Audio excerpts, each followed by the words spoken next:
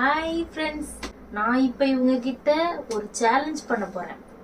அது என்னன்னா, நான் சொல்றத அப்படியே திருப்பி சொன்னா போதும். சொல்லலாமா? முடியுமா? முடியுமா? சொல்லு சொல்ல முடியுமா? முடியாதா? முடியுன்னு சொல்றா. முடியாதாங்க. சரி, ஸ்டார்ட் பண்ணுங்க. பட்டு சட்டை போட்ட பட்டாவி பட்டாம்பூச்சி பிடிக்க போனானா, பட்டாம்பூச்சி பிடிக்க போன பட்டாவியோட பட்டு சட்டை பட்டுன்னு கிழிஞ்சு போச்சாம். இத கேட்கவே சிரிப்பா இருக்கு. இது எப்படி சொல்ல முடியும்? பட்டு சட்டை போட்ட பட்டாவி பட்டு சட்டையை போட போனா. Out out. நீ சொல்ல சொல்லலாம். பட்டு சட்டை போட்ட பட்டாவி நீ சொல்ல சொல்லலாம்.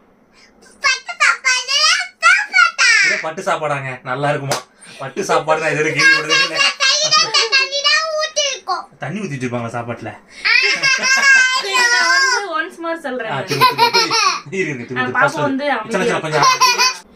பட்டு சட்டை போட்ட பட்டாவி பட்டாம்பூச்சி பிடிக்க போனானா, பட்டாம்பூச்சி பிடிக்க போன பட்டாவியோட பட்டு சட்டை பட்டுன்னு கிழிஞ்சு போச்சான்.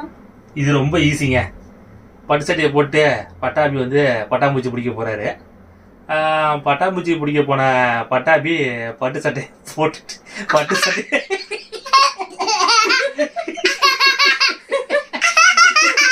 நான் சொன்ன மாதிரியே சொல்லணும். இப்பெல்லாம் சொல்லக்கூடாது. இது ஏதோ பட்டு சட்டை பிடிக்க போனாச்சு. பட்டு சட்டை பிடிக்க போனாரு. பட்டு சட்டை போட்டு போன பட்டு சட்டை பிடிச்சிட்டு பட்டு சட்டை போட்டு போன பட்டாபி பட்டாம்பூச்சியை பிடிக்க போய் பட்டு சட்டை போட்டு போன பட்டாபி பட்டு சட்டை கிழிஞ்சு போச்சு. பட்டு கிழிஞ்சு போச்சு. கரெக்டா சொல்லுங்க. பட்டு சட்டை பட்டாபி சொல்ற சார். பட்டு சாப்பாடு ஆட்டு பிடிக்கலாம். வாங்கிங்க. பாக்குறவங்க ஆட்டு குடுக்கலாம். குடுக்கலாம் எல்லாருக்கும் வாங்கிங்க. இந்தாங்க வாங்கிங்க. சரி,